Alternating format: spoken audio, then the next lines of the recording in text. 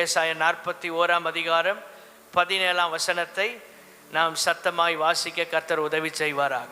ஏசாயா 41:17 சேர்ந்து வாசிங்க. சிறுமையும் எளிமையும் ஆனவர்கள் தண்ணீரை தேடி அது கிடையாமல் அவர்கள் நாவு தாகத்தால் வரலும் போது கர்த்தராகிய நான் அவர்களுக்கு செவி கொடுத்து இஸ்ரவேலின் தேவனாகிய நான் அவர்களை கைவிடாதிருப்பேன். எல்லாரும் சொல்லுங்க, இஸ்ரவேலின் தேவனாகிய நான் அவர்களை. அமர்ந்து கொள்ளுங்கள், கர்த்தர் உங்களை ஆசீர்வதிப்பார். ஆண்டவர் நம்மை ஒருபோதும் கைவிடாதவர். அல்லேலூயா. இஸ்ரவேலின் தேவன் கைவிடாதவர். எல்லாரும் சொல்லுங்க, இஸ்ரவேலின் தேவன். அவர் சிறுமையும் எளிமையும் ஆனவர்களை ஒருபோதும் கைவிட மாட்டார். சிறுமையும் எளிமையும் ஆனவர்களுக்கு ஆண்டவர் உதவி செய்ய வல்லமை உள்ளவராக இருக்கிறார். அங்க சொல்லப்பட்டிருக்கு, தண்ணீரை தேடி அது கிடையாமல். உங்க வாழ்க்கையில் ஏதோ ஒன்றை பெற்றுக்கொள்ள நினைக்கிறீர்கள், அது இல்லாதபடியினால் நீங்கள் வருத்தப்படுகிறீர்கள். உங்கள் வாழ்க்கையில் ஏதோ ஒன்றை நீங்கள் அனுபவிக்க விரும்புகிறீர்கள், ஆனால் பெற்றுக்கொள்ள முடியாமல் வேதனைப்படுகிறீர்கள். பிரயாசப்பட்டும் பலன் இல்லாத அனுபவம். நீங்கள் விரும்பியும் அதை அடைய முடியாத ஒரு நிலை, தேவைகள் சந்திக்கப்படாத ஒரு நிலை, குறை நிறைந்த ஒரு அனுபவத்தை நாம் பார்க்கிறோம். ஸ்தோத்திரம். குறைவுகள் நிறைந்த அனுபவம். தாகத்தோடு இருக்கிறவனுக்கு தண்ணி இல்லை, வறண்டு போய் இருக்கு. ஸ்தோத்திரம். தாகத்தோட இருக்கிறவர்களுக்கு என்ன இல்லை? தண்ணி இல்லை. நம்முடைய வாழ்க்கையில் பலவிதமான தாகங்கள், ஆவிக்குரிய தாகம், சரீர பிரகாரமான தாகம். ஏதோ ஒன்றை வாஞ்சிக்கிறோம், பெற்றுக்கொள்ள நினைக்கிறோம், முடியாத போது சோர்ந்து போகிறோம். ஆனால் அப்படிப்பட்ட நேரம் வறண்டு போகும்போது, ஒரு பாலைவனம் வறண்டு காட்சியளிக்கும். ஆனால் ஒரு நீரோடை பகுதியை நீங்கள் பார்க்கும்போது அங்கே செழிப்பு இருக்கும்.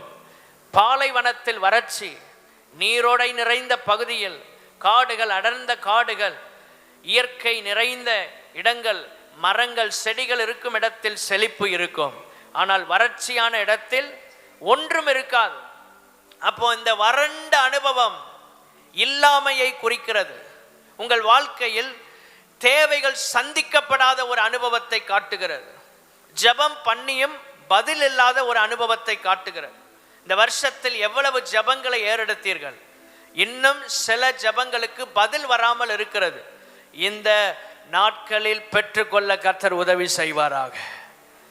71 சங்கீதம் 9 வசனத்தை நாம் வாசிக்கும் போது, சங்கீதம் 71:9 நாம் வாசிக்கும் போது, முதிர்ந்த வயதில் என்னை தள்ளிவிடாமலும் என் பலன் ஒடுங்கும் போது என்னை கைவிடாமலும். இப்படி ஒரு ஜெபத்தை நீங்க செய்யணும். ஆண்டவரே, நாங்க தள்ளாடுகிற பருவம் வரும்போதும் எங்களை நீங்க கைவிடாம நடத்தணும் ஆண்டவரே. அப்போ நம்முடைய ஆண்டவர் முடிவு பரியந்தம் நம்மை கைவிடாமல் நடத்துகிறவர். கைகளை உயர்த்தி ஆமென் சொல்லாமா? ஆண்டவர் நம்மை கடைசி வரை கரம் பிடித்து நடத்துகிறவர். ரட்சிக்கப்பட்ட நாளில் நம்முடைய கரத்தை பிடித்த ஆண்டவர் பரலோகம் சேர்க்கும் வரை நம்மை கைவிட மாட்டார். ஹல்லேலூயா. அவருடைய நாமத்தை உறுதியாய் பற்றி கொண்டு, அந்த நாமத்தை நாம் பின்பற்றி அவருக்காக வாழும்போது, அவருடைய பிரசன்னத்திலே நாம் இருக்கும்போது, ஆண்டவர் நம்மை ஒருபோதும் கைவிட மாட்டார். இந்த உலகத்தில் உங்களை மற்றவர்களுக்கு முன்பாக விட்டு கொடுக்க மாட்டார். பிசாசுக்கு முன்பாக, மனிதர்களுக்கு முன்பாக உங்களை விட்டு கொடுக்காத தேவன் ஒருவர் இருக்கிறார். அவர் நம்மை கைவிடாதவர். எத்தனை பேர் விசுவாசிக்கிறீங்க? இந்த வருஷத்துல 11 மாதங்கள் கர்த்தர் என்னை கைவிடாம நடத்தி இருக்கிறார். என் வாழ்நாள்ல உங்க வயதை நீங்க யோசித்து நன்றி சொல்லுங்க. ஆண்டவரே, இந்த வயது வரைக்கும், இந்த நேரம், இந்த நிமிஷம், இந்த நிமிடம், இந்த வினாடி வரைக்கும் உங்க கிருபை எங்களை தாங்குவதற்காக ஸ்தோத்திரம் ஆண்டவரே. வறட்சிகள் நிறைந்திருக்கிறது, ஆனால் செவி கொடுக்கிற தேவன் ஒருவர் இருக்கிறார். வறண்ட பாலைவனமா இருக்கலாம். ஆகார் பிள்ளை சாகிறத நான் பார்க்க முடியாதுன்னு சொல்லி அம்பு பாயும் தூரத்தில் பிள்ளையை போட்டுட்டு வந்து அழுதுட்டு இருக்கும் போது கர்த்தர் பிள்ளையின் சத்தத்தை கேட்டார் என்று வேதம் சொல்லுகிறது. அவள் வறண்டு போய் தாகத்தாலே சாக வேண்டிய நிலைக்கு தள்ளப்பட்ட போது கர்த்தர் அவளுக்காக ஒரு நீரூற்றை உண்டாக்கினார். பிள்ளைக்கு செவி கொடுத்த ஆண்டவர் இந்த காலை நேரத்தில் எத்தனை பேர் விசுவாசிக்கிறீங்க? எனக்கு செவி கொடுக்க அவர் வல்லமையுள்ள தேவனாய் இருக்கிறார். என் தேவைகளை சந்திக்க அவர் போதுமான தேவனாய் இருக்கிறார். என் ஜெபத்திற்கு பதில் கொடுக்க அவர் போதுமான தேவனாய் இருக்கிறார். கைகளை உயர்த்தி அல்லேலூயா, நல்ல முழு பலத்தோடு கிருபைகளை தாரும் ஆண்டவரே, உதவி செய்யும் ஆண்டவரே.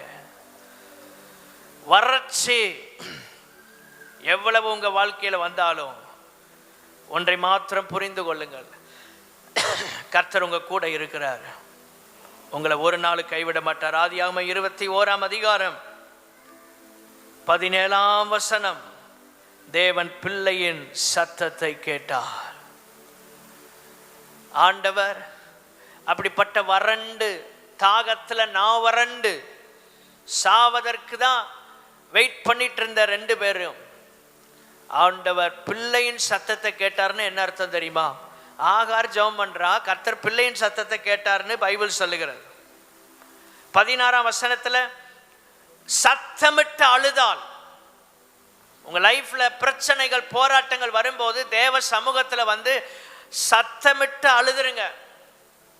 வனாந்தரங்கள் வரும்போது, வறட்சிகள் வரும்போது, தேவைகள் சந்திக்கப்படாத சூழ்நிலை வரும்போது கண்ணீர் விட்டு அழுதுருங்க.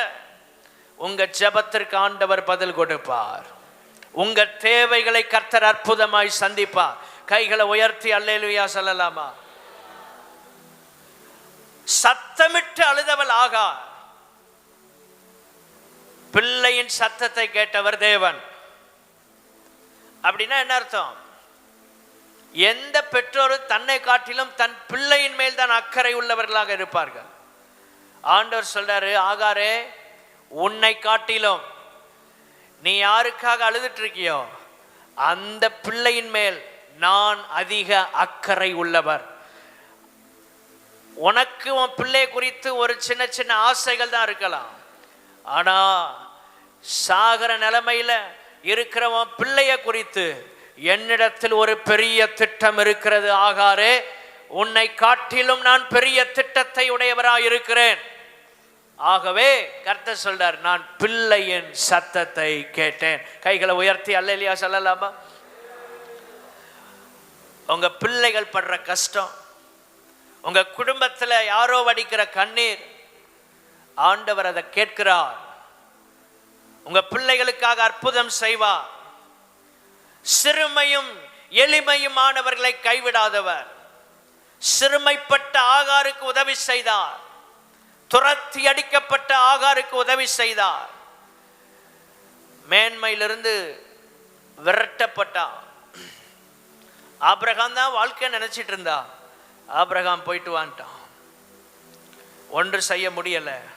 18ஆம் வசனத்துல கர்த்தர் சொல்றார், பிள்ளையின் சத்தத்தை கேட்டார்னு சொல்ற பைபிள் 18ஆம் வசனத்துல கர்த்தர் சொல்றார், நீ எழுந்து பிள்ளை எடுத்து அவனை உன் கையினால் பிடித்து கொண்டு போ. ஆகாரே,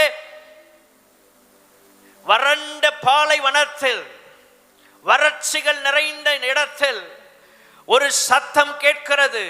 எந்த பிள்ளை சாகும் என்று நினைத்தாயோ அந்த பிள்ளையை நீ பிடித்து கொண்டு போ, அவனை பெரிய ஜாதியாக்குவேன். விசுவாசித்தா மட்டும் அல்லேலூயா சொல்லுங்க. என் பிள்ளை வாழ்க்கை முடிஞ்சு, என் எதிர்காலம் முடிஞ்சு, எந்த பிரச்சனை உங்களை மேற்கொள்ளுதுன்னு நினைக்கிறீங்களோ, இன்னைக்கு ஆண்டவர் சொல்லுகிறார், கையில பிடித்து கொண்டு நட. அது எதை குறிக்கிறது? விசுவாசத்தை குறிக்கிறது. ஒண்ணுமே இல்லை ஆண்டவரே, வெறும் நீரூற்று இருக்கு, நல்லது, ஆனால் வாழ்வதற்கு என்ன செய்யறது? கர்த்தர் உங்க கண்களை திறந்து உங்களுக்கான ஒரு நீரூற்றை நீங்க பார்த்தாலே போதும். தேவனுடைய பிள்ளைகளே, பெரிய ஜாதியா மாற்றுவதற்கு ஒரு நீரூற்றை கர்த்தர் அன்றைக்கு திறந்தார். இன்னைக்கு உங்களுக்காக வறண்டு தாகத்தால நான் வறண்டு சோர்ந்து போய் பலன் இல்லாம இருக்கிற தேவ பிள்ளைகளே, உங்களுக்கான தேவ திட்டம் நிறைவேறுவதற்கு இந்த பகற்காலத்துல ஒரு நீரூற்றை கர்த்தர் திறக்க போகிறார். விசுவாசித்தா கைகளை தட்டி கர்த்தரை ஸ்தோத்திரம் பண்ணுங்க. உங்களுக்கான ஒரு நீரூற்றை கர்த்தர் இந்த காலை நேரத்தில் திறப்பாராக. இயேசுவின் நாமத்தில் அது நடப்பதாக. ரமலகமரயாந்தரபா 20ஆம் வசனம், ஆதியாகமம் 21:20 தேவன் பிள்ளையுடனே இருந்தார். எல்லாரும் சொல்லுங்க, தேவன். சத்தமா அந்த வார்த்தை எல்லாரும் வாசிங்க. தேவன் பிள்ளையுடனே இருந்தார். எந்த பிள்ளைய என்னால வளர்க்க முடியல, இந்த பிள்ளைக்கு கூட ஒரு தண்ணிய கொடுத்து காப்பாற்ற கூட முடியல, நான் உயிரோட இருந்து என்ன பிரயோஜனம் என்று தூரத்துல போய் விழுந்து கிடந்த அந்த ஆகாருக்கு இப்பொழுது கர்த்தர் சொல்லுகிறார், நான் அந்த பிள்ளையுடனே இருக்கிறேன். உங்களோடு கர்த்தர் இருக்கிறார், உங்களோடு கர்த்தர் இருக்கிறார். தேவன் பிள்ளையுடனே இருந்தார். அவன் வளர்ந்து, யாரோட கர்த்தர் இருக்கிறாரோ அவர்கள் வளருவார்கள், அவர்கள் பெருகுவார்கள். கர்த்தர் யோசேப்போட இருந்தார், அவன் காரிய சித்தி உள்ளவன் ஆனான். உங்க கூட கர்த்தர் இருந்தார்னா நாளுக்கு நாள் தாவீதை போல விருத்தி அடையலாம். நல்ல கைகளை தட்டி தோத்திரம் பண்ணுங்க. கர்த்தர் உங்க கூட இருந்தா நீங்க வளருவீங்க. கர்த்தர் இந்த சபையில இருப்பதற்கான அடையாளங்களில் ஒன்று என்ன தெரியுமா? இந்த சபை வரும் நாட்களில் வளர்ந்து கொண்டே இருக்கும். விசுவாசித்த நல்ல கையை உயர்த்தி ஒரு அல்லேலூயா சொல்லாமா? கர்த்தர் சபையில இருக்கிறாருங்கிற அடையாளங்கள்ல ஒன்று, சபை வளரும், சபை பெருகும். வர்ற கிறிஸ்மஸ் நியூ இயர் நாட்கள்ல நீங்க எல்லாம் பெற்றுக்கொண்ட இன்விடேஷனை கொடுத்து இன்வைட் பண்ணும்போதே 2 மீட்டிங்க்கும் இன்வைட் பண்ணிருங்க. ஏதாவது ஒன்றுக்கு வாங்கன்னு சொல்லாதீங்க, 2 மீட்டிங்க்கும் வாங்கன்னு கூப்பிடுங்க. கர்த்தர் கொண்டு வருவார். இடம் நிரம்பணும். கிறிஸ்மஸ் நியூ இயர் சர்வீஸில் இப்போ இருக்கிற 2 சர்வீஸையும் சேர்த்து எவ்வளோ க்ரௌட் இருக்கோ அது அப்படியே டபுளாக மாறணும். எத்தனை பேர் விசுவாசிக்கிறீங்க? ஏனென்றால் கர்த்தர் இந்த சபையுடனே இருக்கிறார். ஹல்லேலூயா. எங்கள் கண்களை திறங்க ஆண்டவரே, நீர் எங்களுக்காக வைத்திருக்கிற நீரூற்றை அனுபவிக்க உதவி செய்யும். ஆண்டவர் ஒருபோதும் தம்முடைய ஜனங்களை கைவிட விரும்பாத தேவன். எஸ்ராவின் புஸ்தகம் 9ஆம் அதிகாரம் 9ஆம் வசனம், நாங்கள் அடிமைகளாய் இருந்தோம், ஆனாலும் அடிமைத்தனத்திலே எங்கள் தேவன் எங்களை கைவிடாமல். எல்லாரும் சொல்லுங்க, எங்கள் தேவன் எங்களை, அடிமையா இருந்தோம் பாபிலோன்ல 70 வருஷம், ஆனா கர்த்தர் கைவிடல. பிரச்சனை இருந்துச்சு, நாங்க விரும்பினதை செய்ய முடியல, விரும்பினதை சாப்பிட முடியல, விரும்பின பாட்டை பாட முடியல. ஒரு அடிமைத்தனம், சுதந்திரம் இல்ல, நிம்மதி இல்ல, சந்தோஷம் இல்ல. எங்கள் குடும்பங்களை நாங்க பார்த்து ஆராதிக்க முடியல. அந்நிய தேசத்துல வந்து உட்கார்ந்து இருக்கிறோம். ஆனாலும் அடிமைகளாய் கர்த்தர் எங்களை ஒப்பு கொடுத்தார். ஆனால் எங்களை ஒருபோதும் அவர் கைவிடவில்லை. எத்தனை பேர் சொல்ல முடியும்? எத்தனையோ பிரச்சனைகளுக்கு எங்களை ஒப்பு கொடுத்த தேவன் எங்களை கைவிடவில்லை.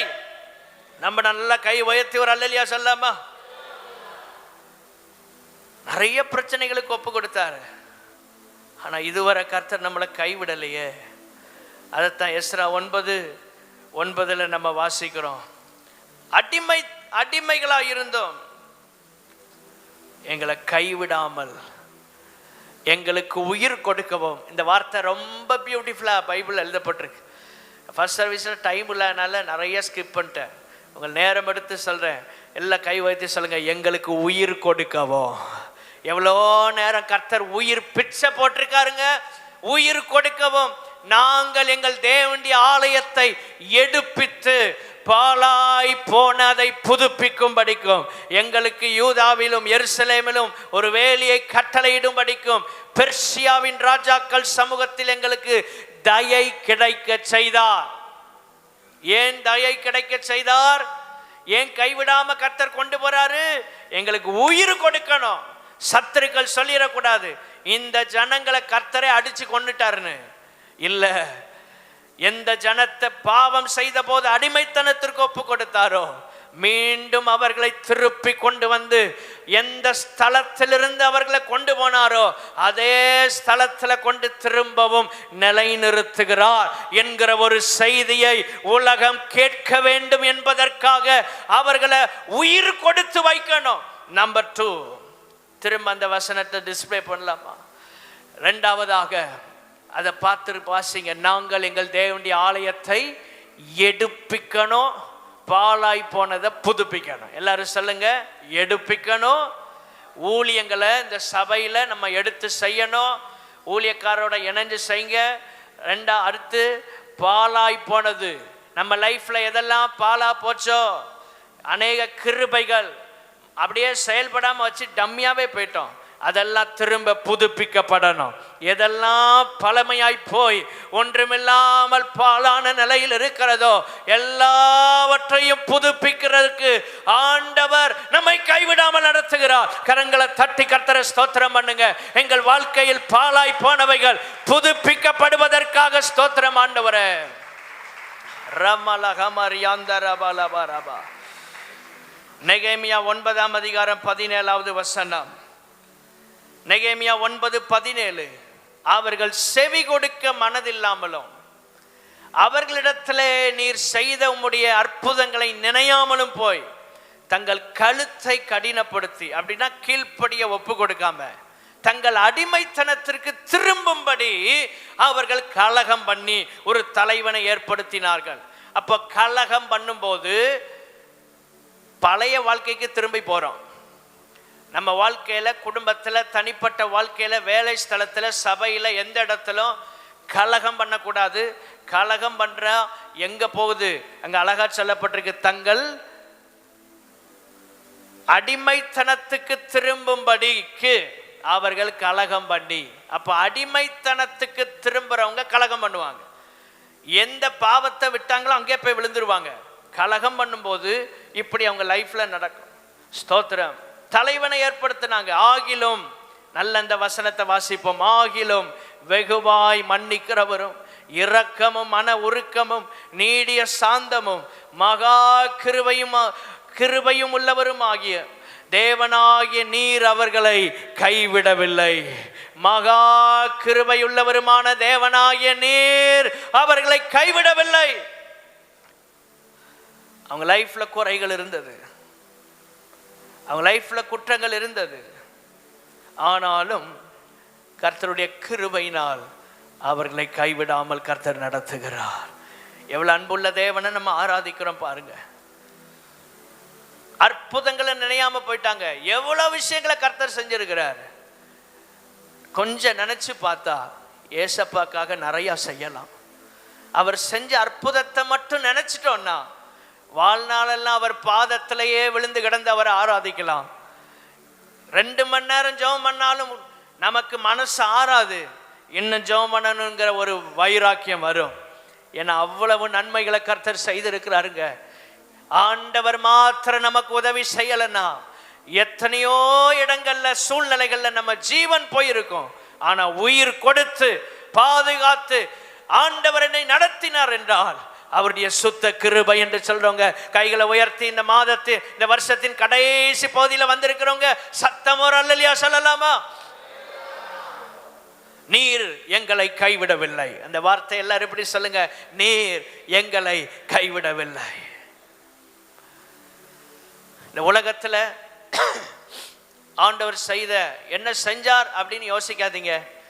இன்னைக்கு இந்த ஆலயத்துல உட்கார்ந்து இருக்கிறோம், நல்ல பெரிய அற்புதம் தான்.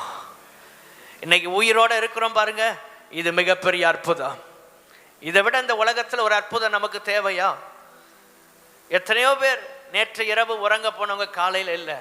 ஆனால் இன்னைக்கு எழும்பி வந்து கர்த்தரை ஆராதிக்கிறதுக்கு, கர்த்தர் கொடுத்த கிருபைகளுக்காக கைகளை தட்டி ஒரு விசை கர்த்தருக்கு நன்றி செலுத்தி ஸ்தோத்திரம் செலுத்தி ஸ்தோத்திரம் செலுத்தி ஸ்தோத்திரம் செலுத்தி ஸ்தோத்திரம் செலுத்தி செய்த அற்புதங்களுக்காக நன்றி. நல்ல கைகளை தட்டி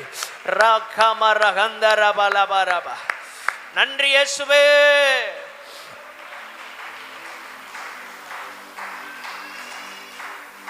நம்ம ரொம்ப பெர்ஃபெக்ட்டா இருக்கிறோங்கிறனால நம்ம கைவிடாம வைக்கல. நம்ம நீதினால ஆண்டவர் நம்மை கைவிடாமல் வைக்கவில்லை. நம்ம ஜெபத்தினால, நம்ம பரிசுத்தத்தினால, நம்ம தியாகத்தினால ஆண்டவர் நம்மளை கைவிடாம நடத்தல.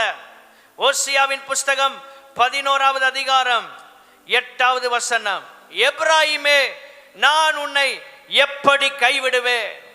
இந்த எப்ராயிம்க்கு ஆண்டவர் நிறைய வாய்ப்புகளை கொடுத்தோம். இந்த வாய்ப்பெல்லாம் மிஸ் பண்ணி மறுபடி விழுந்து போறாங்க. பின்மாற்றத்துக்கு நேராய் போய்விட்டது. இப்படிப்பட்ட சூழ்நிலையில ஆண்டவர் அவர்களை நோக்கி பரிதபிக்கிறார். நான் உன்னை எப்படி கைவிடுவேன். குறைவுகள் இருந்த போதும் ஆண்டவர் கைவிட விரும்பவில்லை. எரேமியா 51ஆம் அதிகாரம் 5ஆம் வசனத்தை பாருங்கள். ரொம்ப பியூட்டிஃபுல்லான ஒரு வேர்ஸ் அங்க அழகா எழுதப்பட்டிருக்கு. அவர்கள் தேசம் இஸ்ரவேலின் பரிசுத்தருக்கு விரோதமாக செய்த அக்கிரமத்தினால் நிறைந்திருந்தோம், பாவத்தினால் வாழ்க்கை நிறைந்திருந்தோம். யூதா தன் தேவனாலும் இஸ்ரவேல் சேனைகளின் கர்த்தராலும் கைவிடப்படவில்லை. அப்போ பாவம் செய்வதற்கு அனுமதி கொடுக்கல ஆண்டவர். அப்போ பாவம் செஞ்சுக்கலான்னு ஆண்டவர் சொல்லல. என்ன சொல்ல வருகிறார் என்றால், அவர்களை ஆண்டவர் முற்றும் விட்டு விடாமல், அதாவது டோட்டலா சிலர் ஆண்டவர் கை கழுவிட்டார். சவுல், இப்படி பைபிள்ல யூதாஸ், இவங்களை டோட்டலா அவரே கை கழுவிட்டார். இவ்வளவு குறைவுகள் இருந்தும் ஆண்டவர் நம்மளை தண்டித்தார், சிட்சித்தார். ஆனா கை கழுவி விடாம கிருபையாய் காத்து வருகிறார். நம்புகிறவங்க மட்டும் ஒரு அல்லேலூயா சொல்லலாமா? எவ்வளவு அன்புள்ள தேவன் பாருங்க. எத்தனை தேவனுக்கு விரோதமான காரியங்களை நம்ம செய்தோம், தேவன் விரும்பாத தீர்மானங்களை எடுத்தோம், ஆண்டவருக்கு பிரியமில்லாத வழியில சென்றோம். ஆண்டவர் ஜீவனோடு கிருபையாய் வைத்திருக்கிறார் என்றால் என்ன தேவனுடைய பிள்ளைகளே, இன்னும் கர்த்தர் என்னை கைவிட விரும்பவில்லை. அவர் என்னை விட்டுவிட விரும்பல. அவர் எதிர்பார்க்கிற நிலையில நான் இப்போ இல்லை. ஆனால் நான் அந்த நிலைக்கு வருவேன் என்கிற நம்பிக்கையில் கர்த்தர் எனக்காக காத்திருக்கிறார். ஹல்லேலூயா. பின்மாற்றமான பாதையில் இஸ்ரவேல் ஜனங்கள் போனாங்க. ஆண்டவர் அவங்கள முற்றிலும் கை கழுவி விட்டிருந்தாருன்னு வைங்க, எகிப்திலேயே அவங்க சமாதியா இருப்பாங்க. பாபிலோன்லே அவர்களை கை கழுவி விட்டிருந்தா அங்கே அவங்க வாழ்க்கை முடிஞ்சிருக்கும், சரித்திரமே இல்லாம போயிருக்கும். ஆனால் அவர்களை ஆண்டவர் கை கழுவி விட மனதில்லை. அந்த ஜனத்தை மீட்டெடுக்க அவர் திரும்பவும் கிருபையாய் இறங்கினார். தகுதியானவர்களை எடுத்து பயன்படுத்துகிறவர் அல்ல நம்முடைய தேவன். தகுதியற்றவர்களை எடுத்து தகுதிப்படுத்தி பயன்படுத்துகிறார். தகுதியற்றவங்களை எடுத்து அப்படியே பயன்படுத்த மாட்டார். தகுதிப்படுத்தி, பரிசுத்தப்படுத்தி, ஆயத்தப்படுத்தி அதற்கு பிற்பாடு பயன்படுத்துவார். தகுதியற்ற ஒரு மோசே ஜனங்களை லீட் பண்றதுக்கு அவனுக்கு தகுதியே கிடையாதுங்க. ஒரே டென்ஷன் பார்ட்டி, சின்ன வார்த்தை சொன்னாலும் அவனால தாங்க முடியாது, உடனே அடிதான். அப்படிப்பட்ட ஒரு ஆளை ஆண்டவர் அப்படியே கொண்டு வந்து பயன்படுத்தல, அவனை உடைச்சி உருவாக்கி தகுதிப்படுத்தி உபயோகப்படுத்துறார். கைகளை உயர்த்தி அல்லேலூயா சொல்லாமா? இன்னைக்கு சின்ன கரெக்ஷன்ஸை ஊழியத்தில் சொன்னால் கூட சிலர் அப்படியே சீரியஸாக முகத்தை தொங்க போட்டு அது எதுவுமே சொல்லக்கூடாது. செய்கிறதெல்லாம் கரெக்டுன்னு சொன்னால் ஓகே, உற்சாகப்படுத்திகிட்டே இருக்கும். சின்ன கரெக்ஷன்ஸ் சொன்னால் கூட ஏற்றுக்கொள்ள முடியாது. அப்படிப்பட்டவங்களை கர்த்தர் யூஸ் பண்ண மாட்டார். உங்களுக்கு கரெக்ஷன்ஸை விரும்பணும், திருத்தங்களை ஏற்றுக்கொள்ளுங்கள். உங்கள் வாழ்க்கையில் நீங்கள் இன்னும் வளர முடியும். ஆமென். ஏன் கர்த்தர் நம்மளை கைவிடாமல் வச்சிருக்கிறார்? 5 காரியங்களை வேகமாக சொல்கிறேன். முழு பைபிள்ல இருந்து எடுத்தால் டைம் ஆகும். சில குறிப்புகளை மட்டும் ஆவியானவர் உங்களுக்கு கொடுக்க வேண்டிய குறிப்புகளை இன்னைக்கு கொடுக்கிறார். 5 காரியங்கள். யோவான் 3:16, தேவன் தம்முடைய ஒரே பேரான குமாரனை விசுவாசிக்கிறவன் எவனோ அவன் கெட்டு போகாமல் நித்திய ஜீவனை அடையும்படிக்கு அவரை தந்தருளி இவ்வளவாய் உலகத்தில் அன்பு கூர்ந்தார்.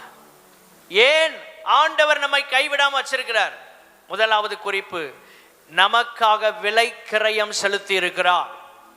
ஒரே பேரான குமாரனையே இந்த பூமிக்கு அனுப்பினார். அவர் வந்து பிறந்ததைத்தான் கிறிஸ்துமஸாக நாம் கொண்டாடி கொண்டிருக்கிறோம். ஒரே பேரான குமாரன், அவர் ஒருவர் தான், அவரையே பூமிக்கு அனுப்புறார். அதுல தான் பிதாவாகிய தேவனுடைய அன்பு வெளிப்படுகிறது. பிள்ளைகளுக்காக பெற்றோர் உயிரனாலும் கொடுப்பாங்க. ஆனா பிள்ளைகள் தங்கள் கண்களுக்கு முன்பாக கஷ்டப்படுறத பெற்றோர் யாரும் சம்மதிக்க மாட்டோம். ஆனால் இந்த பிதாவாகிய தேவன் நம்மை கரம் பிடிப்பதற்காக, நம்மை அவரோடு சேர்த்து கொள்வதற்காக அவருடைய குமாரனாகிய இயேசுவை பூமிக்கு அனுப்பி 33 வருஷங்கள் வாழ்ந்து சிலுவையில போய் ஜீவனை விடும் நேரத்தில் பிதாவாகிய தேவன் தன்னுடைய குமாரனாகிய இயேசுவின் கரத்தை விட்டார், நம்முடைய கரத்தை பிடிப்பதற்காக. கைகளை உயர்த்தி ஆமென் சொல்லுங்க. என் தேவனே, என் தேவனே, ஏன் என்னை கைவிட்டீர்? உண்மையிலே கைவிட்டார் தான். ஏன்? நம்மை கரம் பிடிப்பதற்காக அவர் கைவிடப்பட்டார். விலை கிரயம் செலுத்தி இருக்கிறாருங்கிற, விலை கிரயம் செலுத்தினால ஒருவரும் கெட்டு போவது தேவனுக்கு சித்தமில்லை. உயிரையே கொடுத்தார் பார்த்தீங்களா? அவருக்கு தான் தெரியும். சிலுவை சுமந்த இயேசுநாதருக்கு தான் ஒரு ஆத்துமாவின் மதிப்பு தெரியும். விலை கிரயம் செலுத்தின இயேசுவுக்கு தான் ஒரு ஆத்துமாவின் மேன்மை தெரியும். ஆகவே இயேசு கிறிஸ்து ஒருவரையும் அவர் இழந்து போக விரும்பவில்லை. அவர் சொல்லுகிறார், நீர் எனக்கு தந்தவர்களுக்காக நான் வேண்டிக் கொள்ளுகிறேன். யோவான் 17:9 நான் அவர்களுக்காக வேண்டிக் கொள்ளுகிறேன். உலகத்துக்காக வேண்டிக் கொள்ளாமல் நீர் எனக்கு தந்தவர்களுக்காக வேண்டிக் கொள்ளுகிறேன். அவர்கள் உம்முடையவர்களாய் இருக்கிறார்களே. ஆண்டவர் நமக்கு தந்தவர்கள். இயேசு கிறிஸ்து நமக்காக ஜெபம் பண்ணினார் அன்று. உலகத்துக்காக ஜெபம் பண்ணல. நீர் எனக்கு தந்தவர்கள் யார சொல்றார்? நம்மைத்தான் சொல்லுகிறார். அன்று சீசர்களுக்காக ஜெபித்தவர் நமக்காக. தேவனுடைய பிள்ளைகளை எவ்வளவு அன்புள்ள தெய்வம்!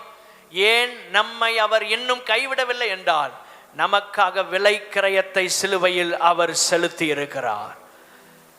அவர் எப்படி கைவிடுவார்?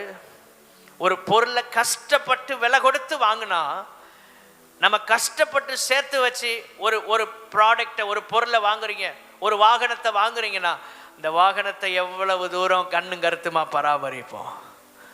அதே மாதிரி தான் சிலுவையில் இயேசு கிறிஸ்து தன்னுடைய உயிரையே கொடுத்து நம்மளை மீட்டெடுத்தாருங்க. நம்மளை கைவிடுவதற்காக அவர் சிலுவை சுமக்கல. நம்ம கரத்தை பிதாவின் கரத்தோடு இணைப்பதற்காகத்தான் அவர் சிலுவையை சுமந்தார். நல்ல கைகளை தட்டி ஒரு விஷயம் ஆண்டவரை மகிமைப்படுத்தலாமா? என்னை கைவிடுவதற்காக அவர் வரல, என்னை கரம் பிடிப்பதற்காகத்தான் விலை கிரயம் செலுத்தி இருக்கிறார். அவர் செய்த தியாகம் வீணாய் போய்விடக்கூடாது. இந்த சர்ச்சுக்கு வந்த ஒருத்தர் கூட பரலோகத்துக்கு வராம போயிடக்கூடாது. இயேசு கிறிஸ்துவினுடைய தியாகம் வீண் போகக்கூடாது. இயேசு கிறிஸ்து அவர் அன்றைக்கு செய்த விலைக்கிரயம் வீணாய் போய்விடக்கூடாது. ஒருவரும் இந்த சர்ச்சில் ஒரு முறை கூட வந்து கால் வைத்தவங்க கூட ஆண்டவரே பரலோகத்துக்கு வரணும் ராஜா. எத்தனை பேர் விரும்புறீங்க? எங்க ஜெபம் அதுவாய் மாறட்டும்.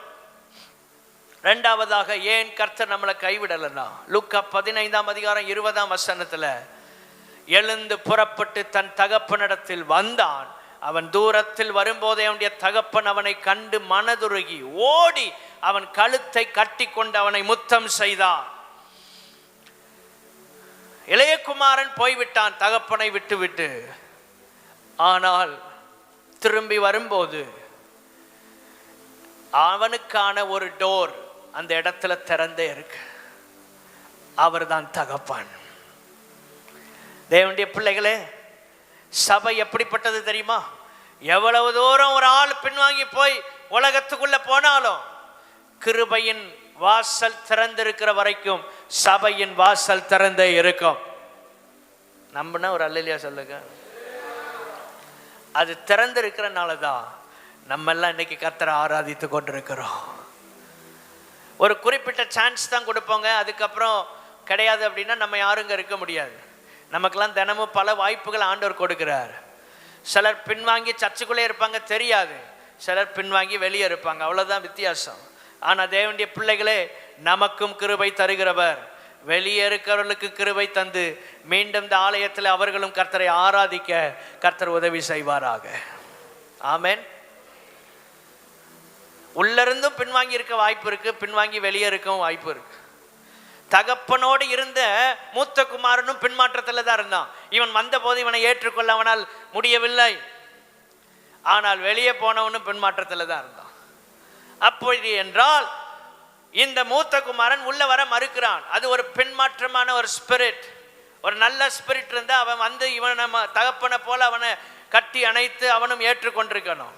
ஆனால் உள்ள இருந்தும் பின்மாற்றம், ஒருவன் வெளியே போய் பின்மாற்றம். தேவனுடைய பிள்ளைகளே, இந்த ரெண்டு நடக்கும் ஊழியத்தில், சபையில். கர்த்தர் எந்த நிலையில் நம்மை வைத்தாரோ அந்த நிலையில் நாம் கர்த்தரை உண்மையோடு உத்தமத்தோடு கடைசி வரை சேவிக்க உதவி செய்வாராக. ஏன் கர்த்தர் கைவிடல? இந்த இளைய குமாரன் மறுபடி வரும்போது அவனுக்கான ஒரு வாசல் திறந்திருந்தபடினால் தான் அவனை அவன் கட்டி அணைத்து முத்தமிட்டான். அவன் எத்தனை நாள் அப்பாவை நினைச்சானோ தெரியல. பசி வந்ததுக்கு அப்புறம் தான் அப்பாவை நினைச்சிருப்பான். பிரச்சனை வரும்போது தான் சில நேரம் ஏசப்பான்னு கூப்பிடுவோம். ஆனால் உண்மை என்ன தெரியுமா? அந்த உண்மையை நல்லா வாசிங்க. தகப்பன் தினமும் அந்த பிள்ளைக்காக கண்ணீர் வடித்திருப்பான். எத்தனை பேர் நீங்கள் அழிந்து போகிற ஆத்துமாக்களுக்காக ஜெபிக்க உங்களை ஒப்பு கொடுக்குறீங்க? பின்மாற்றத்தில் போனவர்களுக்காக ஜெபிக்க ஒப்பு கொடுங்க. அதான் தகப்பனுடைய இருதயம். பேசி சாதிக்க முடியாததை தேவ பிரசன்னம் சாதிக்கும். திரும்ப சொல்றேன், நம்ம பேசி சாதிக்க முடியாததை தேவ பிரசன்னம் சாதிக்கும். முழங்கால நின்று ஜெபம் பண்ணினால் அந்தரங்கத்தை பார்க்கிற பிதா வெளியரங்கமாக பலன் அளிப்பார். உங்க குடும்பத்துல பேசி தீர்க்க முடியாத பிரச்சனைகளை தேவ பிரசன்னத்தினால தீர்க்க முடியும். உங்க வாழ்க்கையில பேசி சாதிக்க முடியாத காரியங்களை தேவ பிரசன்னத்தினால் சாதிக்க முடியும். திரும்பி வருவோம் என்கிற நம்பிக்கை தேவனுக்கு இருக்கிறபடினால் கர்த்தர் நம்மளை கைவிடல. அதான் செகண்ட் பாயிண்ட். திரும்பி வருவோம் என்கிற நம்பிக்கை. இளைய குமாரனுக்கு நம்பிக்கை இல்லை. நான் போவேன், அப்படியே என் லைஃப்பை செட்டில் ஆயிடுவேன்னு நினைச்சான். ஆனா அப்பாவுக்கு தெரியும், ஒரு நாள் என் மகன் திரும்பி வருவான். இன்னைக்கு எத்தனை பேர் அந்த அனுபவத்தோட, ஆண்டவரே நாங்க கொஞ்சம் தூரமா இருக்கிறோம்ப்பா, சர்ச்சுக்கு வர்றோம், ஆனாலும் உங்க பிரசன்ஸை ஃபீல் பண்ண முடியல, உங்களை ஆராதிக்கும் போது விடுதலை என்னால் உணர முடியலை, உலக காரியங்கள் இன்ஃப்ளூயன்ஸ் பண்ணி இருக்கு, அவைகள் எங்களுக்குள்ள ஆழமாக வேரூண்டி இருக்கு. ஆண்டவரை ஜெப நேரங்கள் எங்களால் ஜெபிக்க முடியலப்பா, நாங்கள் கொஞ்சம் தூரமாக இருக்கிறது போல உணர்றோம், ஆனால் நீர் எங்களை கைவிட மாட்டு, திரும்பி வருவோம் என்கிற நம்பிக்கையோடு நீர் இருப்பீர் என்றால் நாங்கள் நிச்சயம் திரும்பி வருகிறோம். எத்தனை பேர் சொல்ல முடியும்? கைகளை உயர்த்தி ஜெபம் பண்ணுங்க. ஆண்டவரை எந்த சூழ்நிலையில் நாங்கள் சிக்கி இருந்தாலும் இந்த காலை நேரத்தில் உங்க பிரசன்னத்துக்குள்ள நாங்கள் திரும்பி வருகிறோம். உம்முடைய நம்பிக்கையை நாங்கள் ஒரு நாளும் தோற்கடிக்க மாட்டோம். உம்முடைய நம்பிக்கை ஒரு நாளும் வீண் போகாது ராஜா. ஒரு விசை கைகளை தட்டி ஜெபம் பண்ணுங்க. தேவ பிள்ளையே, ஏதை விட்டு, தேவ பிரசன்னத்தை விட்டு, தேவனுக்காக செய்கிற ஊழியத்தை விட்டு தூரமா போயிருந்தா இன்னைக்கு திரும்பி வாங்க, நீங்க திரும்பி வருவீங்கன்னு கர்த்தர் நம்பிக்கையோடு காத்திருக்கிறார்.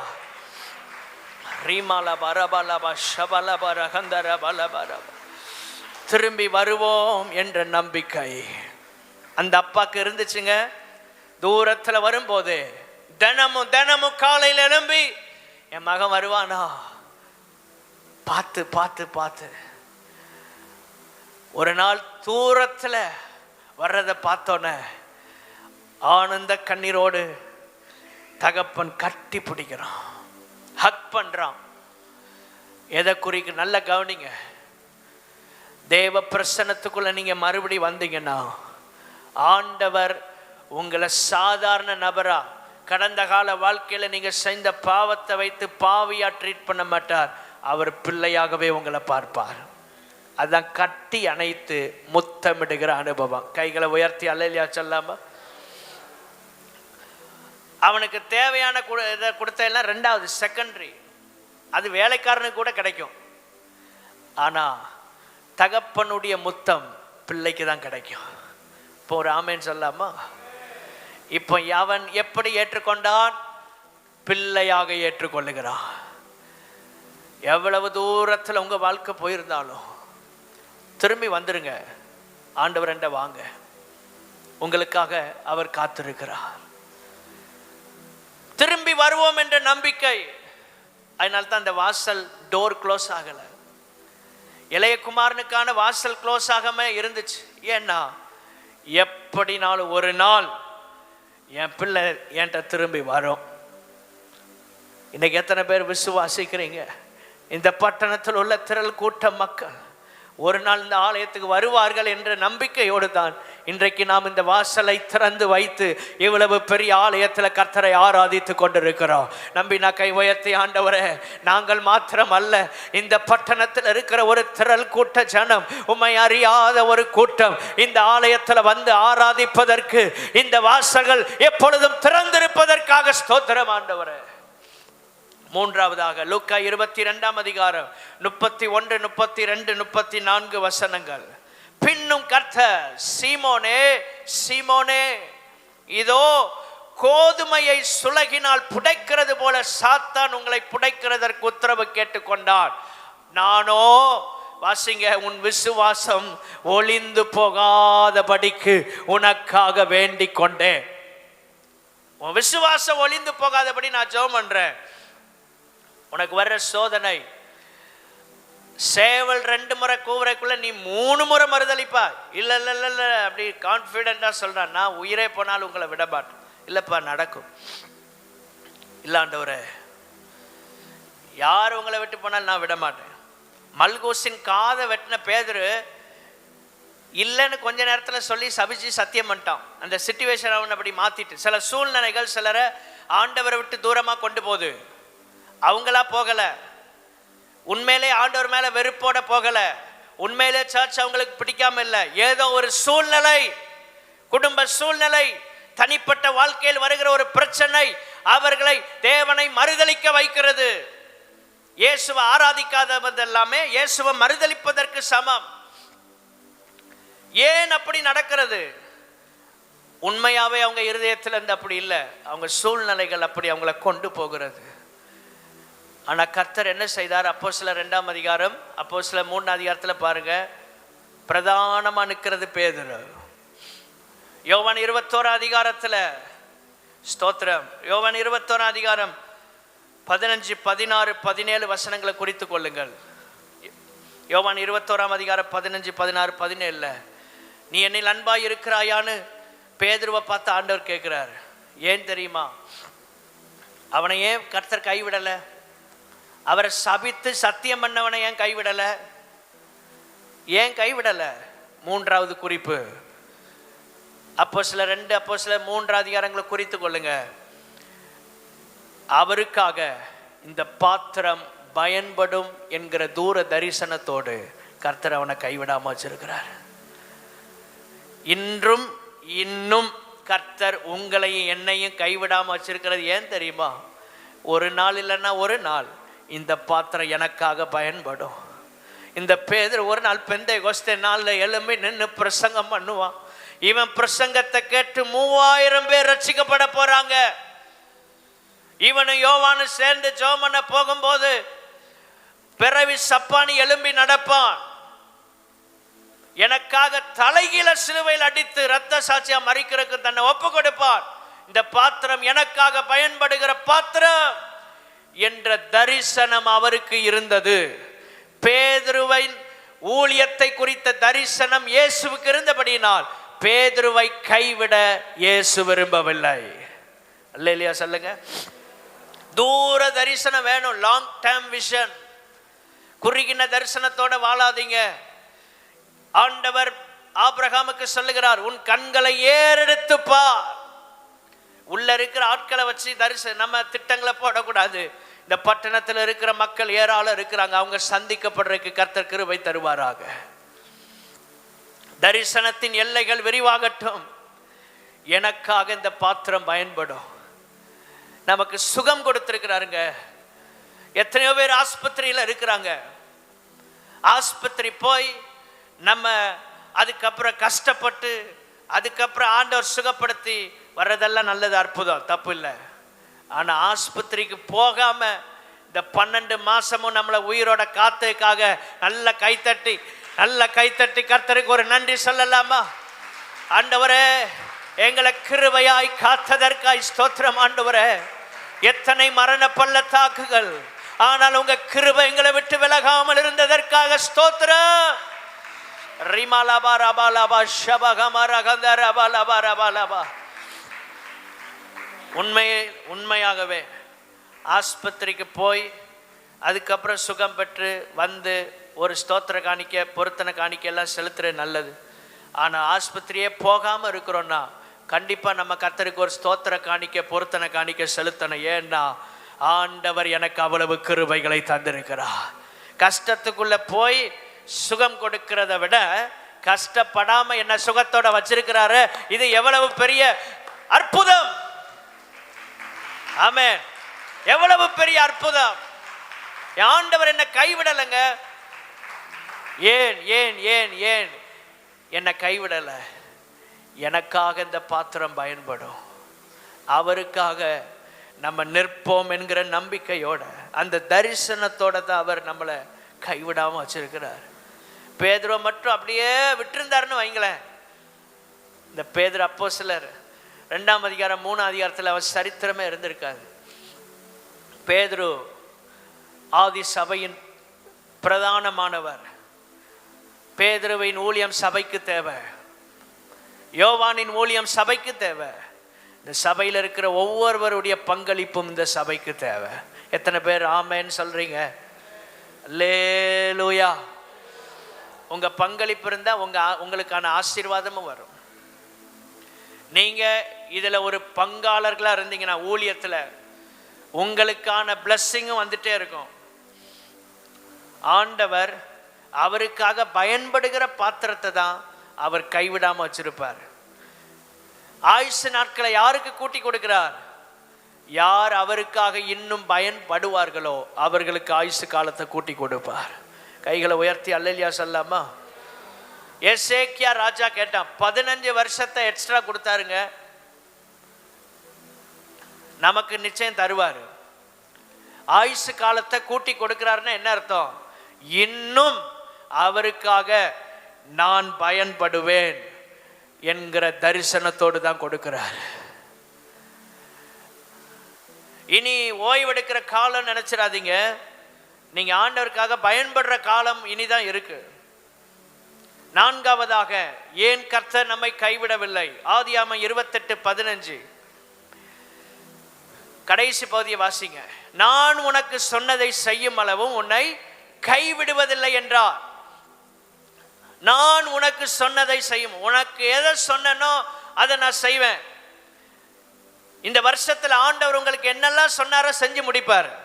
4ஆவது காரியம் ஏன் கைவிடலைன்னா, என்னில் நிறைவேற வேண்டிய தேவ திட்டங்கள், என்னில் நிறைவேற வேண்டிய தேவ திட்டங்கள் இருக்கிறபடினால் கர்த்தர் என்னை கைவிடாமல் நடத்துகிறார். கைகளை உயர்த்தி அல்லேலூயா சொல்லுங்க. கர்த்தர் கைவிடலைன்னா ஒன்றை புரிந்து கொள்ளுங்கள், என்னில் நிறைவேற வேண்டிய தேவ திட்டம் இருக்கிறது. நான் இப்படியே முடங்கி உட்கார்ந்து இப்படியே என் வாழ்க்கையை கழிச்சிடக்கூடாது. என்னில் நிறைவேற வேண்டிய ஒரு தேவ திட்டம் எனக்காய் காத்திருக்கிறது. ஆண்டவர் யாக்கோபுக்கு சொன்னார், நான் உனக்கு சொன்னதை செய்யும் அளவும், அந்த வேர்டு முக்கியம், செய்யும் அளவும்.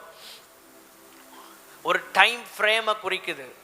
ஒரு டைம் ஃப்ரேம். செய்கிற வரைக்கும் நான் உன்னை கைவிட மாட்டேன். செஞ்சு முடிச்சோன்னு கைவிட்டுருவாரா? இல்லை. அதுக்கும் ஆண்டவர் சொல்றாரு, இதோ உலகத்தின் முடிவு பரியந்தம் சகல நாட்களிலும் நான் உங்களுடனே கூட இருக்கிறேன். இந்த தேவன் என்றென்றைக்கும் உள்ள சதா காலங்களிலும் செய்யும் அளவும் மட்டுமல்ல, செய்து முடித்த பின்பும் சதா காலமும் நம்முடைய தேவன், அவர் மரண பரியந்தம் நம்மை நடத்துவார். நம்பின ஒரு அல்லேலூயா சொல்லாமா? ஏன் கவலைப்படுறீங்க? அவங்க போயிட்டாங்க, இவங்க போயிட்டாங்க, அவங்க இல்லை, உதவி செய்யல. இந்த தேவன், எல்லாரும் சொல்லுங்க, இந்த தேவன், வானத்தையும் பூமியும் படைத்த இந்த தேவன், எனக்காக ரத்தம் சிந்தி ஜீவனை கொடுத்து மரித்து உயிர் தெழுந்த இந்த தேவன், என்றென்றைக்கும் உள்ள சதா காலங்களிலும் நம்முடைய தேவன், அவர் மரண பரியந்தம் நடத்துவார். ஆமென். வேலை இல்லைன்னு வருத்தப்படாதீங்க, வேலை கிடைக்கும். ப்ரமோஷன் இல்லைன்னு வருத்தப்படாதீங்க, கிடைக்கும். எது தேவையோ எல்லாம் வரும். நீங்க ஆண்டவருடைய சமூகத்துல அவருடைய திட்டத்தை நிறைவேற்றுகிறவங்களா இருந்தா உங்களை கர்த்தர் கைவிட மாட்டார். அல்லேலூயா. ஐந்தாவது 1 நாளாகமம் 28ஆம் அதிகாரம் 20ஆம் வசனம். தாவீது சாலமோனை பார்த்து சொல்றான், நீ பலங்கொண்டு தைரியமாயிருந்து இதை நடப்பி. பெரிய ப்ராஜெக்ட், நீ பயப்படாமலும் கலங்காமலும் இரு. தேவனாகிய கர்த்தர் என்னும் என் தேவன் உன்னோட இருப்பார். என் தேவன், எல்லாரும் சொல்லுங்க, என் தேவன் உன்னோட இருப்பார். தாவீது எப்படி சொல்றான் பாருங்க, என்னுடைய தேவன். உரிமை பாராட்டணும். தாவீதின் தேவனே இறங்கும். ஏன் உங்க பேரை சொல்லி சொல்லுங்களேன், என் தேவன். ஆமென் சொல்லி பாருங்க, அற்புதம் நடக்கும். எல்லாம் உங்க பேரை சொல்லி வலது கையை உயர்த்தி சொல்லுங்க. எல்லாரும் சொல்லுங்க, ஜோயலுடைய தேவன். என் பேரை சொல்லாங்க, உங்க பேரை சொல்லுங்க. என்ன, ஜோயலுடைய தேவன், என்னுடைய தேவன் உங்களோடு இருப்பார். கைகளை தட்டி கர்த்தரை தோத்திரம் பண்ணுங்க. உங்களோட இருப்பார், உங்களோட இருப்பார். என்னுடைய தேவன். அவர் சொல்றாரு, கர்த்தருடைய ஆலயத்தை கட்டுகிறதற்கடுத்த சகல கிரியைகளையும், அந்த வேர்ட் ரொம்ப முக்கியம், அண்டர்லைன் பண்ணிக்கொள்ளுங்கள். கர்த்தருடைய ஆலயத்தை கட்டுகிறதற்கடுத்த சகல கிரியைகளையும் நீ முடித்து தீரு மட்டும் அவர் உன்னை விட்டு விலகவும் மாட்டார், உன்னை கைவிடவும் மாட்டார். ஐந்தாவது குறிப்பு, என்னை கொண்டு நிறைவேற்ற வேண்டிய திட்டங்கள். எல்லாரும் சொல்லுங்க, என்னை கொண்டு. நாலாவது, என்னில் நிறைவேற வேண்டிய திட்டம். என்னை கொண்டு நிறைவேற்ற வேண்டிய திட்டங்கள். ஐந்தாவது, சாலமோனை ஏன் கர்த்தர் கைவிடாம வச்சிருந்தாரு? அவனை கொண்டு ஆலயத்தை கட்டணும். அவனை கொண்டு ஆலயத்தை கட்டணும். தேவன் உங்களை கொண்டு ஒரு ப்ராஜெக்டை வச்சிருப்பாருன்னா அந்த ப்ராஜெக்ட் முடிகிற வரைக்கும் கர்த்தர் உங்களை கைவிட மாட்டார். விசுவாசித்தா கைகளை தட்டி கர்த்தரை ஸ்தோத்திரம் பண்ணுங்க. இடையில விட மாட்டார். தேசத்தை பங்கிடுகிற வரைக்கும் யோசுவா 110 வயது வரைக்கும் வாழ்ந்தான். ஆண்டவர் யார் யாருக்கு என்ன ரோல் வச்சிருக்கிறாங்களோ அந்த ரோல் முடிகிற வரைக்கும் கர்த்தர் கைவிட மாட்டார். அல்லேலூயா. ஏன் கைவிடல? என்ன கொண்டு செய்ய வேண்டிய திட்டம் என்ன இருக்கு இந்த உலகத்துல. ஆண்டவர் என்ன கைவிடாம இருக்குன்னா நான் என்ன செய்யணும்? வேகமா 4 காரியம் சொல்றேன், முடிச்சிடுறேன். சங்கீதம் 71:14, நம்பிக்கை வைத்து மென்மேலும் கர்த்தரை துதிக்கணும். எல்லாரும் சொல்லுங்க, நம்பிக்கை வைத்து கர்த்தர் மேல நம்பிக்கையை வச்சு அவரை துதிச்சிட்டே இருக்கணும். அற்புதம் நடக்குதா? ஸ்தோத்திரம். நடக்கலனாலும் ஸ்தோத்திரம். ஆமென். 71ஆம் சங்கீதம் 9ஆம் வசனத்துல தான் என்ன கைவிடாதீங்கன்னு சங்கீதக்காரன் ஜெபம் பண்றான். முதிர்ந்த வயதுல எப்போ கைவிடாம இருப்பாரு? 14ஆம் வசனம் நிறைவேறணும். எப்பொழுதும் நம்பிக்கை கொண்டிருக்கணும் அவர் மேல. 24 மணி நேரம் ஆண்டவர் மேல நம்பிக்கையா இருங்க. சிலர் சர்ச்சில் இருக்கும் போது நம்பிக்கை நல்லா இருக்கு, வீட்டுக்கு போய் ஆபீஸுக்கு போய் பிசினஸுக்கு போகும்போது நம்பிக்கை குறைஞ்சிருது. கர்த்தர் உதவி செய்வாரா? செய்ய மாட்டார். எப்பொழுதும் 24/7 உங்க நம்பிக்கை கர்த்தர் மேல இருக்கட்டும். அப்படியே துதிக்கணுமா? நம்பிக்கை இருந்தா தான் துதிக்க முடியும். ஏன் ஆராதிக்க முடியல? சில நேரம் ஆண்டவர் மேல நம்பிக்கை இல்லை. அவரெல்லாம் என்ன செய்வார்? எல்லாருக்கும் செய்வாருங்க, எனக்கு எங்க செய்வார்? அற்புதம் நிறைய நடந்துட்டே இருக்கு நம்ம வாழ்க்கையில. மென்மேலும் துதிக்கணும். எல்லாரும் சொல்லுங்க. ரெண்டாவதாக, கர்த்தர் நம்மளை கைவிடாம இருக்கிறதுக்கு நம்ம என்ன செய்யணும்? உபாகமம் 4ஆம் அதிகாரம் 30-31 வசனங்கள். உபாகமம் 4ஆம் அதிகாரம் 30-31 வசனங்கள். அங்க 31ஆம் வசனம் சொல்லுது, உன் தேவனாகிய கர்த்தர் இரக்கமுள்ள தேவனாய் இருக்கிறபடியால் அவர் உன்னை கைவிடவும் மாட்டார். எல்லாரும் சொல்லுங்க, அவர் உன்னை எப்போ கைவிட மாட்டார்? 30ஆம் வசனம், நீ வியாகுலப்பட இவைகள் எல்லாம் உன்னை தொடர்ந்து பிடிக்கும் போது கடைசி நாட்களில் உன் தேவனாகிய கர்த்தரிடத்தில் திரும்பி அவர் சத்தத்திற்கு கீழ்ப்படிவாயானால். எல்லாரும் சொல்லுங்க, அவர் சத்தத்திற்கு கீழ்ப்படிவாயானால் அந்த இரக்கமுள்ள தேவன் நம்மளை கைவிட மாட்டாரா? அப்ப ரெண்டாவதாக, கர்த்தருடைய சத்தத்திற்கு நாம் கீழ்ப்படிய வேண்டும். கர்த்தர் பேசிட்டார்னா உடனே குதிச்சிடணும். யோர்தான்ல 7 நேரம் மூழ்கு அப்படின்னா 7 நேரம் மூழ்கிடணும். ஒரு நேரம் மூழ்குவேன் 6 நேரம் எல்லாம் முடியாதுன்னு சொல்லக்கூடாது. ஆமென். கர்த்தருக்காக இதெல்லாம் செய்யணும் அப்படின்னா செஞ்சிடணும். யோசிச்சுட்டே இருக்கக்கூடாது. யோசிக்கிறதுக்குள்ள காலமும் போயிடும், வயசும் போயிடும். தேவனுடைய பிள்ளைகளே, கர்த்தருடைய சத்தத்துக்கு உடனே கீழ்ப்படியணும். அவர் பேசிட்டாருன்னு கன்ஃபார்ம் பண்ணிட்டீங்க, உடனே களத்தில் குதிச்சிருங்க, யோசிக்காதீங்க. கண்ணை மூடிட்டு ஒருவர் வார்த்தைக்கு கீழ்ப்படியலாம், அவர் கர்த்தராகிய இயேசு கிறிஸ்து. ஏன்னா நம்மளை கடைசி வரை பத்திரமா கொண்டு நடத்துவாருங்க. கீழ்ப்படியாதவங்க கானானை இழந்தாங்க. யோசுவா 5ஆம் அதிகாரம் 6ஆம் வசனத்துல யுத்த புருஷர் 40 பேர் வந்தாலும் அடிக்கிறதுக்கு பலன் இருக்கு, ஆனா கானானுக்குள்ள போக முடியல. எல்லா வல்லமையும் நல்ல பவர் சரீரத்துல பலன், ஆனா எங்க போகல? கானானுக்கு போகல. கானானை மிஸ் பண்ணிட்டாங்க. கர்த்தருடைய சத்தத்திற்கு கீழ்ப்படியான போன எகிப்திலிருந்து புறப்பட்ட யுத்த புருஷரான யாவரும் ஆளும் மட்டும் வந்து வந்து வந்த இடத்துக்கே சுத்திட்டு இருக்காங்க. உங்க லைஃப்ல நீங்க ஒரு முன்னேற்றம் இல்லாம செஞ்சதையே செஞ்சிட்டு இருக்கிறீங்களா? ஆண்டவருக்கு கீழ்ப்படியாத ஒரு பகுதி இருக்கு, உடனே கீழ்ப்படிங்க, கர்த்தர் அடுத்த லெவலுக்கு உங்களை கொண்டு போவார். கர்த்தருடைய சத்தத்திற்கு கீழ்ப்படியாத பகுதிகள் உங்க வாழ்க்கையில இருந்தா நீங்க வந்த இடத்துக்கு தான் வருவீங்க. 40 வருஷம் 40 நாள்ல போக வேண்டிய கானான 40 வருஷமா சுத்தினாங்க. காரணம் என்ன தெரியுமா? அவர்களுடைய கீழ்ப்படியாமை. அவர்களுடைய கீழ்ப்படியாமை. யுத்த புருஷரா இருந்தாலும் உள்ள போக முடியல. இவங்க தான் யுத்தம் பண்ணாங்க. சபைக்காக யுத்தம் பண்ணவங்க கானான பார்க்க முடியாம போயிருச்சு. இது வனாந்தரத்திலிருந்து சபை தான். செங்கடலை கடந்தவன சபை. ஏன்னா செங்கடல் ஞானசானத்துக்கு அடையாளம்.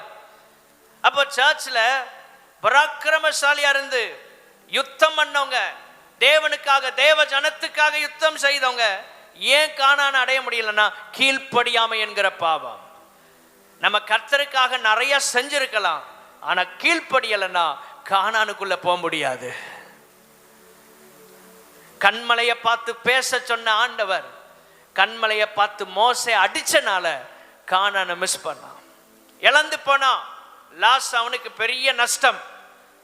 பரம கானான் அடைஞ்சா, ஆனா இந்த கானானுக்குள்ள போக முடியல.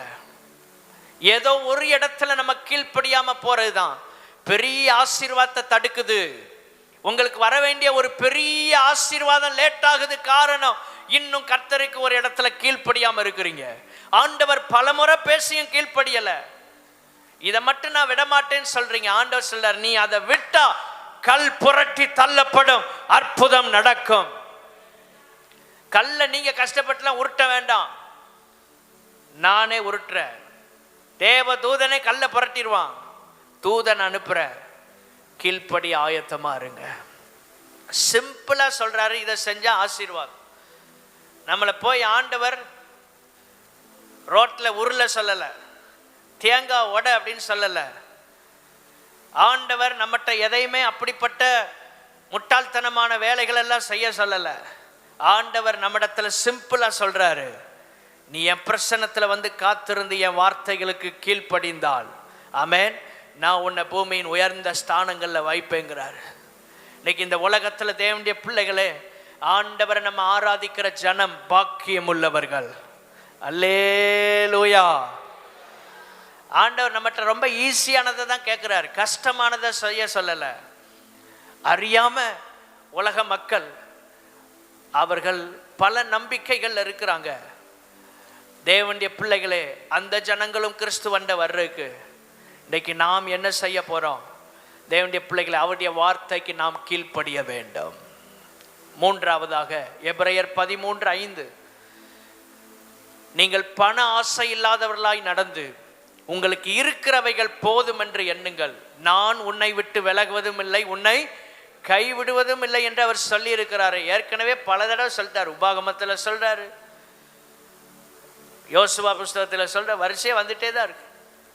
அப்போ இங்க என்ன சொல்லப்பட்டிருக்கு? பண ஆசை, பணம் தேவை. எல்லாரும் சொல்லுங்க, பணம். பண ஆசை இருக்கக்கூடாது. பணம் எல்லாவற்றுக்கும் உதவும். நீங்க பெரிய ப்ராஜெக்ட் பண்ணா பணம் வேணும், வீடு கட்டுறதுக்கு பணம் வேணும், பிள்ளைக்கு கல்யாணம் நடத்துறதுக்கு பணம் வேணும், பிள்ளைய ஸ்கூல்ல சேர்க்கறதுக்கு என்ன வேணும்? பணம் வேணும். நீங்க அப்படியே ஒரு பரதேசி போல நின்றுட்டு 2 கையை விரிச்சிட்டு ரோட்ல நிற்கிறதுக்கு ஆண்டவர் விட மாட்டார். உங்க கைகளை கர்த்தர் ஆசீர்வதிக்க விரும்புகிறார். ஆனா என்ன சொல்றார் தெரியுமா?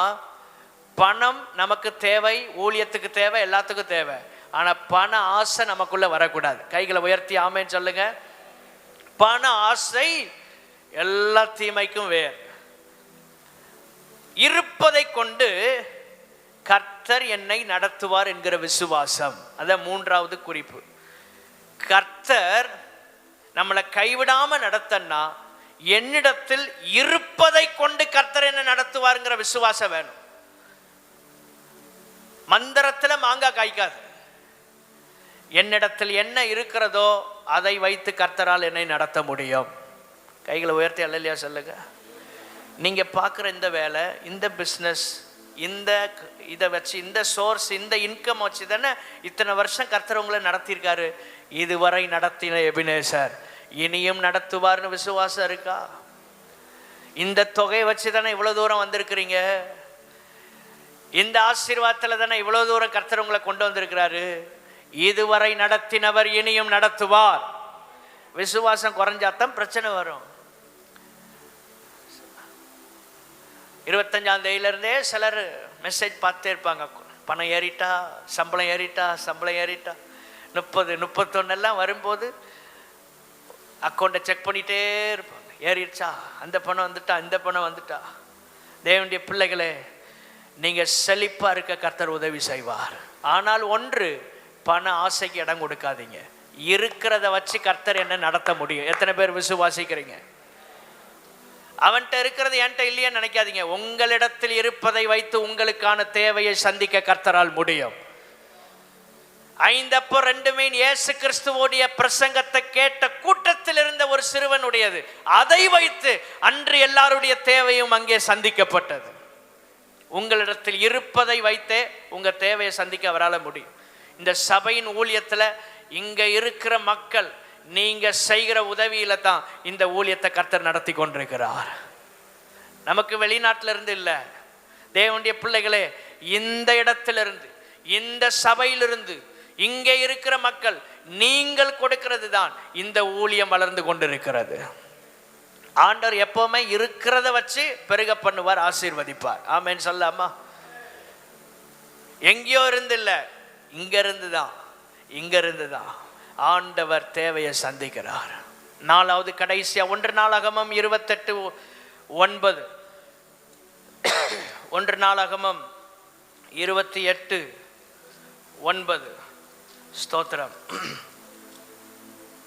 அங்கே சொல்லப்பட்டிருக்கிறது, என் குமாரனாகிய சாலமோனே, நீ உன் பிதாவின் தேவனை அறிந்து அவரை உத்தம இருதயத்தோடும் உற்சாக மனதோடும் சேவி. எல்லாரும் சொல்லுங்க, உத்தம இருதயம், உற்சாக மனம். சத்தமா சொல்லுங்க, சத்தமா சொல்லுங்க. அதுதான் ஆண்டவர் நம்மிடத்தில் எதிர்பார்க்கிறார். 4வதாக உத்தம இருதயம், உற்சாக மனம். கர்த்தர் நம்மளை கைவிடாம இருக்கன்னா உத்தம இருதயம் வேணும், உற்சாக மனசு வேணும். எல்லாரும் சொல்லுங்க, உத்தம இருதயம் வேணும். ஆண்டவருக்காக ஏதாவது ஒன்றை சர்ச்சில் செய்யணும்னு நினைச்சிட்டிங்கன்னா உற்சாக மனசோட செய்யுங்க. ஆண்டவரே, எங்களுடைய காரியங்கள் எல்லாம் ஆசீர்வாதமா இருக்குன்னு நாங்கள் நினைக்கிறோம். இந்த சர்ச் ரொம்ப ஆசீர்வாதமா இருக்கணும். யோசிங்க, இந்த சர்ச்சில் உள்ளது எல்லாம் ரொம்ப பிளஸ்ஸிங்காக இருக்கணும். நாங்கள் மட்டும் இல்லை ஆண்டவரே, ஒரு பெருங்கூட்டம், ஒரு நாள் ஒரு 10,000 பேர் இந்த சபையில் வந்து ஆராதிப்பாங்க ராஜா. அதுக்கு நாங்கள் இன்றைக்கு ஒரு விதையாக எங்களுடைய ஆராதனைகள், எங்கள் ஜெபங்கள், எங்களுடைய உழைப்பு, எங்களுடைய கண்ணீர், எங்களுடைய பொருளாதார உதவி இந்த சபைக்கு ஒரு சப்போர்ட்டிவா இருக்கட்டும் ஆண்டவரே. இது இன்னையோட முடியறதில்லை. வருக வரைக்கும் இந்த சர்ச்சு நடந்துட்டே இருக்கும். கைகளை உயர்த்தி அல்லேலூயா சொல்லாமா? வருக வரைக்கும் ஆண்டவருடைய பிள்ளைகள் வந்து ஆராதிப்பாங்க. அப்போ நாம் தேவனுடைய வீட்டை எவ்வளவு தூரம் பராமரிக்கணும். உத்தம இருதயம், உற்சாக மனம். இந்த இருதயம் சாலமோனுக்கு இருக்கணும். தாவீது ஆலோசனை கொடுக்கிறான். கடைசியா ஒன்ன சொல்லி முடிக்கிறேன். அதே 9ஆம் வசனத்தின் கடைசி பகுதி, அவரை தேடினால் உனக்கு தென்படுவார், நீ அவரை விட்டு விட்டால் அவர் உன்னை என்றைக்கும் கைவிடுவார். கைவிடாத தேவன் எப்போ யாரை கைவிடுவார்னா, யார் ஆண்டவரை விட்டு விடுகிறார்களோ அவர்களை கர்த்தர் கைவிட்டு விடுவார். ஏன் தாவீதை தூக்கி அணைச்சிட்டு சவுலை கைவிட்டார்னா, தாவீது ஆண்டவரிடத்துல வந்து ஒப்புரவாகி மனம் திரும்பி தவறுகளை ஒத்துக்கொண்டு அறிக்கை செய்தான். அவனை கர்த்தர் ஏற்றுக்கொண்டார். கர்த்தரை அவன் விட்டு விடவில்லை. ஆனால் சவுல் கர்த்தரை விட்டு விட்டபடியினால் கர்த்தர் அவனை கைவிட்டு விட்டார். சாலமோன் பின் நாட்கள்ல கர்த்தரை விட்டு விட்டபடியினால் கர்த்தர் அவனை கைவிட்டார். யார் கர்த்தரை விட்டு விடுறாங்களோ அவங்க கைவிடப்படுவார்கள். இந்த உலகத்துல ஆண்டவரை உறுதியாய் பற்றி கொண்டால் அவர்கள் அவர்கள் என்றைக்கும் கைவிடப்பட முடியாது. ஆண்டவர் கைவிடவே மாட்டார். வருகையில அவர் நம்மை கைவிடாமல் சேர்த்து கொள்ள வேண்டும் என்றார். தேவனுடைய பிள்ளைகளே ஸ்தோத்திரம். உத்தம இருதயம் உற்சாக மடம். எல்லாரும் சொல்லுங்க, உத்தம இருதயம். அவரை நம்ம விட்டுறக்கூடாது. அவர் நம்மளை ஒரு நாள் கைவிட மாட்டார். எவ்வளவு நம்மகிட்ட குறைகள் இருந்தாலும் ஆண்டவர் அதை சகித்து அப்பப்போ தண்டித்து சிச்சித்து சரி செய்து பரிசுத்தப்படுத்திட்டே இருப்பார். ஆனால் நம்ம அவரை விட்டுட்டோன்னு வைங்களேன், அவர் கைவிட்டுருவார். அவரை விட்டு விடாமல் இருக்க கர்த்தர் உதவி செய்வாராக. ஜெபத்தை விட்டுறாதீங்க. எவ்வளோ பிரச்சனை வந்தாலும் சர்ச்சை விட்டுறாதீங்க. ஞாயிற்றுக்கிழமை ஆராதனை விட்டுறாதீங்க. எவ்வளோ சீக்கிரமாக வர முடியுமோ வந்து ஆராதிங்க. உங்களுக்கு அற்புதம் கர்த்தருடைய கரத்தில் இருக்கிறது. எல்லாரும் எழுந்து